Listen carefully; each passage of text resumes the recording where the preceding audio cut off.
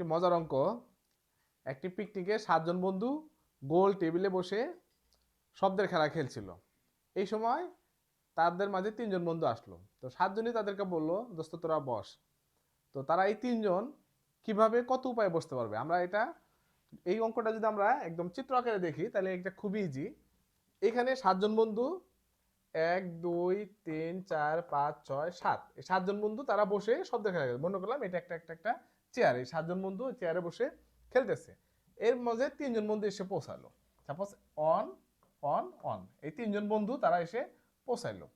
এই যে প্রথম বন্ধু যে বসবে, কতভাবে বসতে পারবে?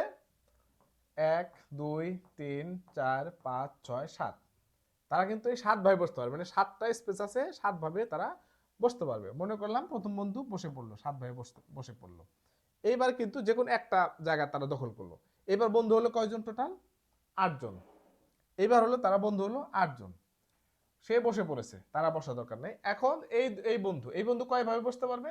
এখন যেহেতু 8টা চেয়ার, তার মানে তার জন্য 8টা গ্যাপ আছে। এই দ্বিতীয় বন্ধুর জন্য 8টা গ্যাপ, সে বসতে পারবে 8 ভাবে। এইবার তৃতীয় বন্ধু, এখন কয়টা আছে? এখন টোটাল বন্ধু হয়ে গেছে 9 জন। আগে ছিল 7 জন, এখন 2 জন বসছে, 9 জন। তার জন্য কিন্তু স্পেস আছে 9টা। তার মানে টোটাল যে সম্ভাব্য সংখ্যা হবে এইটা হবে 7 × 8 × 9।